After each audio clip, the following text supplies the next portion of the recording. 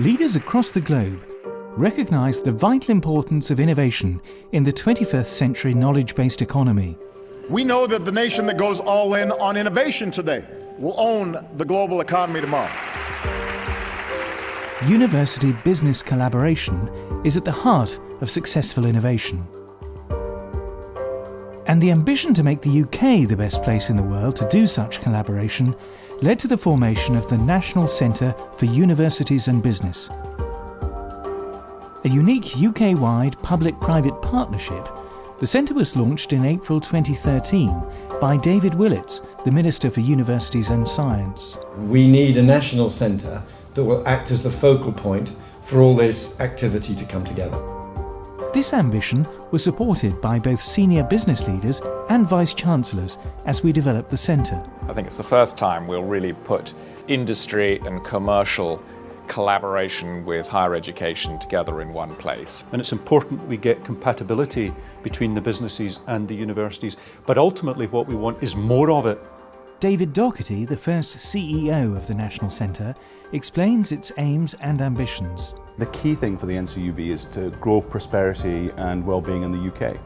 It's much more than just developing good graduates or doing great research. It's something that brings together the power of business and the power of universities to grow the economy. The NCUB is funded by the 4 higher education funding councils, research councils and Innovate UK, who invest alongside 67 universities and 54 major companies. The toolkit developed by the NCUB includes a unique high-level leadership network of vice-chancellors and business executives, great success stories about business breakthroughs, independent research and analysis, and change management initiatives such as the FUSE programme, which has raised over £10 million and worked with over 3,000 creative and digital companies and 10 universities. So if you click on the green button. As part of its ongoing programme, the National Centre set up a task force on the food economy. It was chaired by Quentin McKellar, Vice-Chancellor at the University of Hertfordshire and former Principal of the Royal Veterinary College, and Justin King, then CEO of Sainsbury's. Welcome to Sainsbury's. The chairs explained the rationale behind the task force at the launch of the report. Justin, why is this industry so important to the UK? The scale of our impact on employment, but also this is an industry in which we already lead the world. But of course, if you're leading, there's a danger that others are going to catch up, and we need to kick on if we're to maintain that leadership position. And it's an industry that's a net contributor to our economy, around 100 billion of economic value added and net exporting. And there aren't too many industries that can say that. So you may ask, with such a successful industry, why did we do this piece of work? And I would suggest 2 reasons. Firstly, at the agricultural end of the agri-food sector, we are losing our competitive place globally.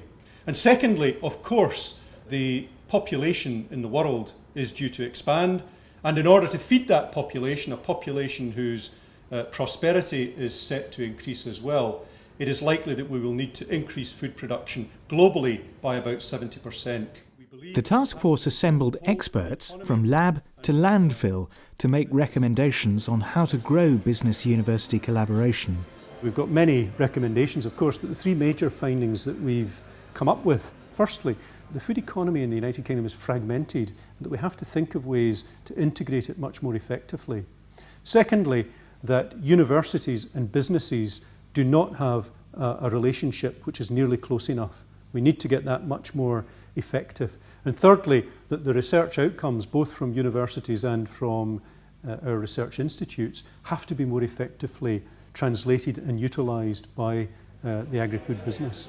Chris Stott of KPMG, who chaired the Task Force Innovation Subcommittee, picks up that challenge from a business perspective. I think it's an easy first step here. Actually a portal or something that allows businesses to find that research. But secondly, the actual research institutions to find businesses that want and are hungry for that innovation. A year on from the task force, the National Centre, HEFKI, Innovate UK and the research councils is launching Confer, an innovation and brokerage tool to take on this challenge. Confer works by bringing together data from a targeted range of websites and online data sources, including those of its partners, as well as facilities and equipment and university websites. Users are presented with different groups of results by research or researchers, equipment or facilities, funding opportunities, and by locality. Working with the task force, the National Centre is also launching the Food 4.0 Hub for students and businesses.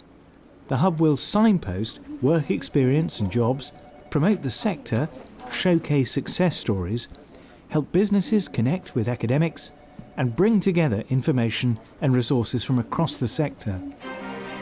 Many lessons were learned from the task force, as Justin King explains. I consider myself someone that knew and understood the industry, but in the process of the 18 months or so that I've been involved in this task force, found out so many hidden gems and secrets. It's been an eye-opener for me. But much remains to be done. Ian Ferguson is the lead non-executive director for DEFRA. The challenge, as always, will be how do we make sure that something happens after this, and how do we translate particularly the recommendations into action. The need for a long-term programme of change is as pressing today as when the National Centre set up the task force. The UK can remain a market leader in Food 4.0, but university collaboration in food has never been more important as we take up President Obama's challenge and go all in on innovation.